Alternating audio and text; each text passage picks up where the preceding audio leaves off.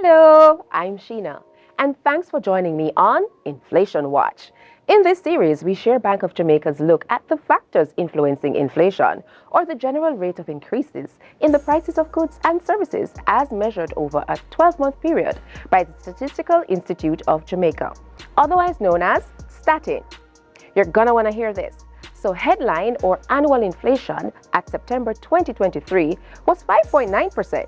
This was below the figure at August 2023 of 6.8% and marks the second time this year that inflation fell within Bank of Jamaica's inflation target range of 4 to 6%. So now for some facts.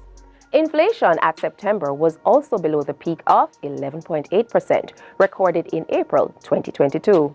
The general slowdown in inflation from last year's high point resulted from Bank of Jamaica's tight monetary policy. And by tight monetary policy, we mean 1. Reduced Jamaican dollar liquidity. 2. Holding the policy rate steady at 7%, which is the interest rate paid by BOJ on the current accounts that deposit-taking institutions have at the central bank. And 3. Maintaining a stable foreign exchange rate, which continued to reduce the impact of imported inflation. So, a general fall in the cost of some imported commodities like grains also helped to reduce inflation in Jamaica compared to April last year.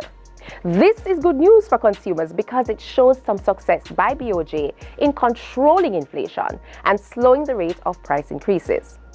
The welcome slowdown in the pace of price increases in September was due to lower electricity charges and less expensive farm produce as a result of improved weather.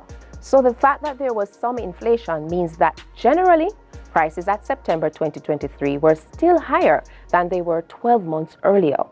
Higher prices at September this year resulted mainly from increased costs for education, as reflected in the higher tuition fees charged at the start of the new school year by private schools at the primary level. So in addition, the prices of farm produce and restaurants and accommodation services continue to be higher than they were last year.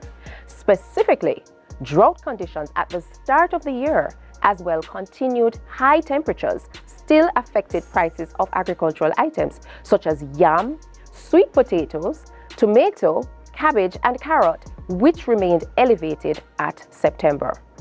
There were also higher prices for processed food items such as bread, flour, rice, chicken, and other meat products. Wow, that was a lot of good information, right? As we conclude our look at inflation for September, we have seen a slowdown in the general level of price increases. We have also discussed those factors that influenced the 5.9% rate of price increase over the 12-month period. Join us again next episode when Bank of Jamaica will bring you another episode of Inflation Watch, where we continue to track the inflation level and explore the factors influencing price changes in Jamaica. I'm Sheena, and until next time, take care. Join us next month on Inflation Watch to see what the inflation number will be.